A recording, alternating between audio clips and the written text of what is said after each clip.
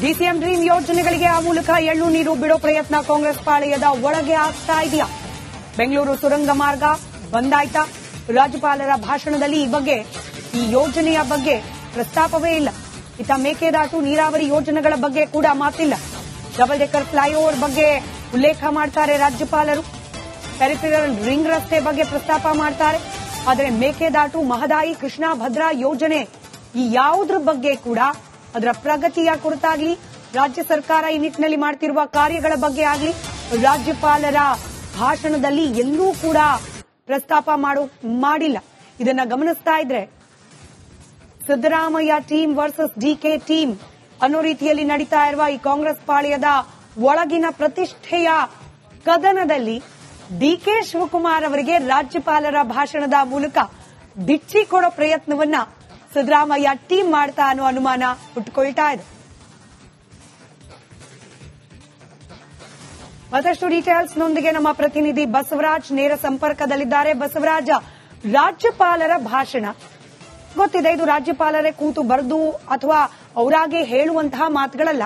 ಇದರಲ್ಲಿ ಸರ್ಕಾರಿ ಅಧಿಕಾರಿಗಳ ಪಾತ್ರ ಕೂಡ ಇರುತ್ತೆ. ಯಾವ ವಿಚಾರ ಪ್ರಸ್ತಾಪ ಆಗಬೇಕು, ಎಷ್ಟಾಗಬೇಕು ಅನ್ನೋ ಕುರಿತಲ್ಲಿ, ಅಂದ್ರೆ ಸರ್ಕಾರದ ಮಾನಿಟರ್ ಇರುತ್ತೆ ಅಂತ ಹೇಳಿ ಸಿಂಪಲ್ ಆಗಿ ಹೇಳಬಹುದು. ರಾಜ್ಯಪಾಲರ ಭಾಷಣದಲ್ಲಿ ಬೇಕು ಅಂತಲೇ ಇದರಲ್ಲಿ ಡಿಕೆ ಶಿವಕುಮಾರ್ ಅವರ ಕನಸಿನ ಯೋಜನೆಗಳನ್ನ ಕೈ ಬಿಡಲಾಗಿದೆ ಅನ್ನೋದಕ್ಕೆ ಸಾಕ್ಷ್ಯಗಳೇನು ಅಂತ, ಯಾಕೆ ಈ ರೀತಿಯ ವಾದ ಇದೀಗ ಮುನ್ನೆಲೆಗೆ ಬಂದಿದೆ?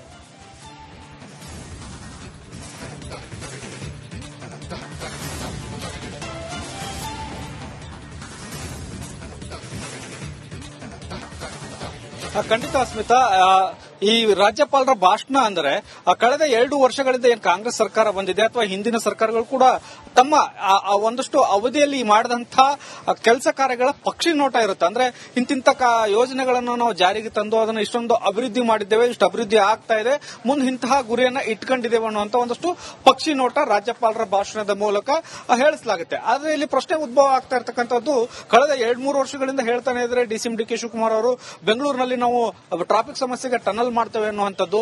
ಆದ್ರೆ ಆ ಟನಲ್ಗೆ ಈಗಾಗಲೇ ಕೂಡ ಡಿಪಿಆರ್ ಸಿದ್ಧಪಡಿಸೋಕೆ ಕೂಡ ಸೂಚನೆ ಕೊಡಲಾಗಿತ್ತು.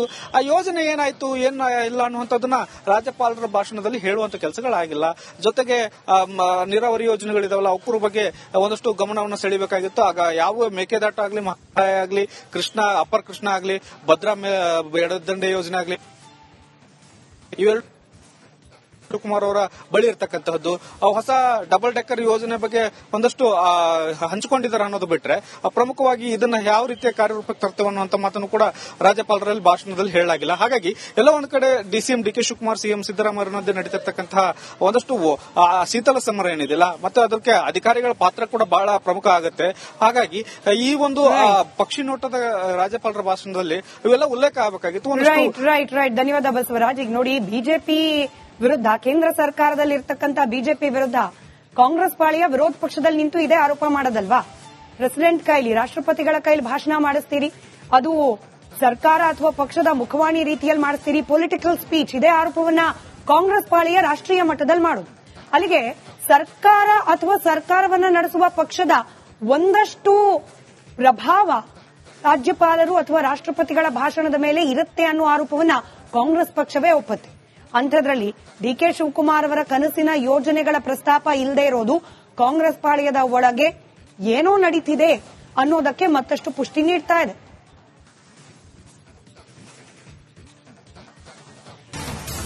ಡಿಸಿಎಂ ಡ್ರೀಮ್ ಯೋಜನೆಗಳಿಗೆ ಆ ಮೂಲಕ ಎಳ್ಳು ನೀರು ಬಿಡೋ ಪ್ರಯತ್ನ ಕಾಂಗ್ರೆಸ್ ಪಾಳೆಯದ ಒಳಗೆ ಆಗ್ತಾ ಇದೆಯಾ?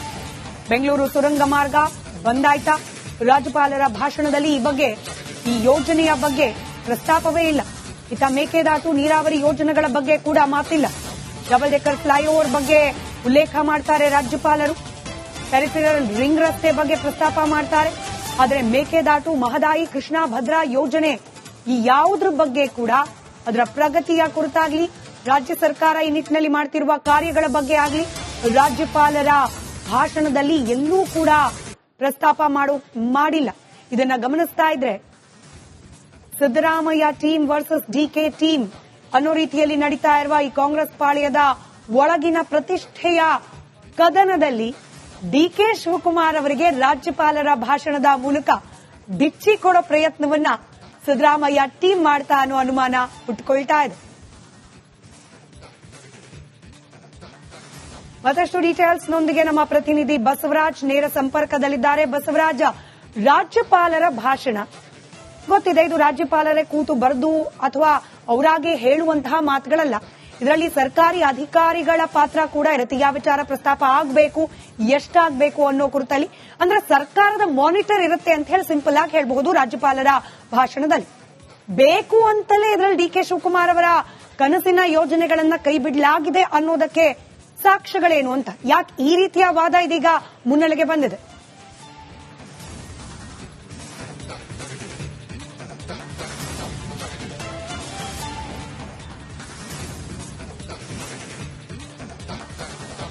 ಖಂಡಿತ ಸ್ಮಿತಾ, ಈ ರಾಜ್ಯಪಾಲರ ಭಾಷಣ ಅಂದ್ರೆ ಕಳೆದ 2 ವರ್ಷಗಳಿಂದ ಏನ್ ಕಾಂಗ್ರೆಸ್ ಸರ್ಕಾರ ಬಂದಿದೆ ಅಥವಾ ಹಿಂದಿನ ಸರ್ಕಾರಗಳು ಕೂಡ ತಮ್ಮ ಒಂದಷ್ಟು ಅವಧಿಯಲ್ಲಿ ಮಾಡಿದಂತಹ ಕೆಲಸ ಕಾರ್ಯಗಳ ಪಕ್ಷಿ ನೋಟ ಇರುತ್ತೆ. ಅಂದ್ರೆ ಇಂತಿಂತ ಯೋಜನೆಗಳನ್ನು ನಾವು ಜಾರಿಗೆ ತಂದು ಅದನ್ನು ಇಷ್ಟೊಂದು ಅಭಿವೃದ್ಧಿ ಮಾಡಿದ್ದೇವೆ, ಇಷ್ಟು ಅಭಿವೃದ್ಧಿ ಆಗ್ತಾ ಇದೆ, ಮುಂದೆ ಇಂತಹ ಗುರಿಯನ್ನ ಇಟ್ಕೊಂಡಿದ್ದೇವೆ ಅನ್ನುವಂತ ಒಂದಷ್ಟು ಪಕ್ಷಿ ನೋಟ ರಾಜ್ಯಪಾಲರ ಭಾಷಣದ ಮೂಲಕ ಹೇಳಿಸಲಾಗುತ್ತೆ. ಆದ್ರೆ ಇಲ್ಲಿ ಪ್ರಶ್ನೆ ಉದ್ಭವ ಆಗ್ತಾ ಇರತಕ್ಕಂಥದ್ದು, ಕಳೆದ 2-3 ವರ್ಷಗಳಿಂದ ಹೇಳ್ತಾನೆ ಇದ್ರೆ ಡಿ.ಕೆ. ಶಿವಕುಮಾರ್ ಅವರು ಬೆಂಗಳೂರಿನಲ್ಲಿ ನಾವು ಟ್ರಾಫಿಕ್ ಸಮಸ್ಯೆಗೆ ಟನಲ್ ಮಾಡ್ತೇವೆ ಅನ್ನುವಂಥದ್ದು. ಆದ್ರೆ ಆ ಟನಲ್ಗೆ ಈಗಾಗಲೇ ಕೂಡ ಡಿಪಿಆರ್ ಸಿದ್ಧಪಡಿಸೋಕೆ ಕೂಡ ಸೂಚನೆ ಕೊಡಲಾಗಿತ್ತು.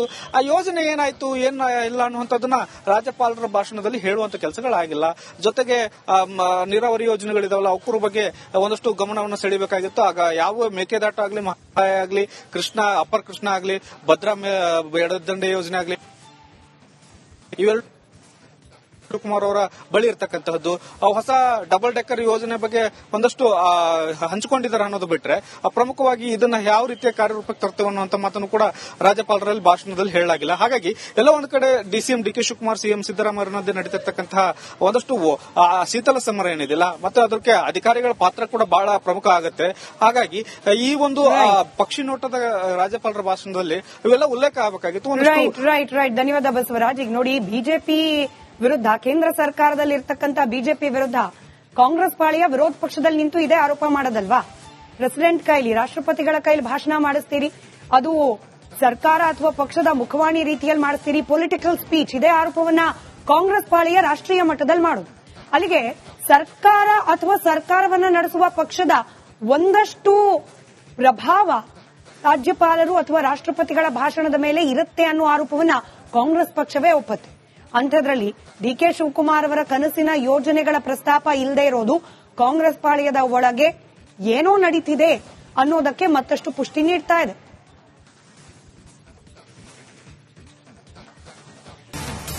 ಡಿಸಿಎಂ ಡ್ರೀಮ್ ಯೋಜನೆಗಳಿಗೆ ಆ ಮೂಲಕ ಎಳ್ಳು ನೀರು ಬಿಡೋ ಪ್ರಯತ್ನ ಕಾಂಗ್ರೆಸ್ ಪಾಳ್ಯದ ಒಳಗೆ ಆಗ್ತಾ ಇದೆಯಾ? ಬೆಂಗಳೂರು ಸುರಂಗ ಮಾರ್ಗ ಬಂದಾಯ್ತಾ? ರಾಜ್ಯಪಾಲರ